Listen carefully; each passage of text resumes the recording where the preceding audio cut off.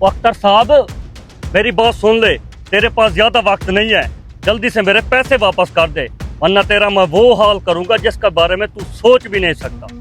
3 दिन के बाद आऊंगा, अगर मेरे पैसे ना दिए ना तो याद रखना तेरी जो बच्ची कुछ इज्जत है ना पूरे मोहल्ले में खाक में मिला दूंगा। शुएब भाई, मैं जानता हूँ मैंने आपका कर्ज देना है, लेकिन आप जानते हैं मैंने पिछले महीने अपनी बहन की शादी की है। मैं आपका कर्ज आपको जरूर दूंगा, बस मुझे 1 महीने की मोहलत दे दें। मैं आपके घर चल के आपके आगे हाथ जोड़ूंगा और आपके पैसे भी आपको वापस करूंगा। मोहलत? तुम्हें शर्म नहीं आती? 3 दिन के बाद आता हूँ, फिर देखो होता क्या है।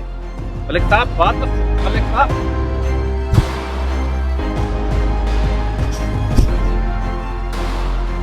मामू जान, आप तो जानते हैं 1 महीना पहले मैंने अपनी छोटी बहन की शादी की है। कर्जों का अंबार मेरे सर पे खड़ा हो गया है, लोग अब दरवाजे तक आ पहुंचे हैं। बड़ी मुश्किल में हूँ, कुछ मदद चाहिए आपकी। मेरे प्यारे भांजे, मेरे अपने मसाइल चल रहे हैं, मेरे खुद के हालात भी ठीक नहीं हैं, मैं आपकी कोई मदद नहीं कर सकता। जमशेद भाई, मैंने आपसे कभी कुछ नहीं मांगा, आप तो भाई है मेरे, आप ही थोड़ी सी मदद कर दें मेरी। अख्तर भाई, हम कौन सा अपने हालात में खुश हैं, हमारे दिन भी अच्छे नहीं गुजर रहे। अगर मदद कर सकते तो ज़रूर करते, लेकिन अब तो हमारे लिए भी कुछ नहीं बचा। जमशेद भाई, मैं कोई तुम्हारा गैर नहीं हूँ, तुम्हारा ही रिश्तेदार हूँ। इस वक्त वाकई मुश्किल में हूँ, आज तक कुछ नहीं मांगा, क्या अब वाकई मेरी आप मदद नहीं करोगे? अख्तर भाई, दुनिया में रिश्तेदारों का यही हाल है, जब खुद मुश्किल में होते हैं तो कोई साथ देने वाला नहीं होता। हमसे ज़्यादा तुम्हें यह बात समझनी चाहिए, और तुम्हारे मसाइल से हमारा कोई ताल्लुक नहीं। ये कैसी रिश्तेदारी है जहाँ अपने ही तमाशाई बने बैठे हैं? आप लोग इतने खुदगर्ज कैसे हो गए हैं?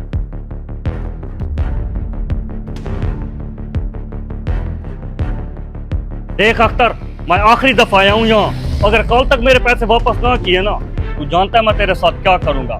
मैं तेरी बहन का घर बर्बाद कर दूंगा। उसका जो ससुर है वो मेरा रिश्तेदार है, मैं उससे कहकर तेरी बहन को उसके घर से निकलवाता हूँ। ये भाई क्या कर रहे हो? बंदे देख रहे हैं, और ये मेरा और आपका मसला है, मेरी बहन को दरमियान में क्यों ला रहे हो? मैं आपको कल शाम तक पैसे दे जाऊंगा, मेहरबानी करो, मुझे जाने दो। आ जाएंगे, कहा ना कल शाम तक। असद भाई, शुएब से जान छुड़वाना मुश्किल हो गया है, कोई हल बताएं इसका। तो इसमें परेशानी वाली कौन सी बात है? बैंक से लोन ले लो। बैंक से पैसे सूद पर मिलते हैं, और आपको पता है सूद हराम है, ये मैं नहीं कर सकता। तो फिर एक ही रास्ता बचा है, तुम अपनी जमीन बेच दो। जमीन बेच दूं? ठीक है, तुम कोई खरीदार ढूंढो, मैं जमीन बेचने के लिए तैयार हूँ। इस कर्ज से जान छुड़वाऊं अपने। खरीदार कहाँ ढूंढना है, तुम अपनी जमीन बेचने का ऐलान करो। मैं यकीन से कह सकता हूँ सबसे पहले आपके रिश्तेदार आएंगे जमीन लेने के लिए। तो नया जमीन बेचने का इरादा है, हम खरीदने के लिए तैयार हैं, कितने में बेचोगे? कल तक तो आप लोगों के हालात ठीक नहीं थे, आज मेरी जमीन का सुना तो चले आए। देखो अख्तर, कल हालात और थे, आज हालात बेहतर हैं, और ज़मीन एक अच्छी सरमायाकारी है, हम क्यों ना इसका फायदा उठाएं।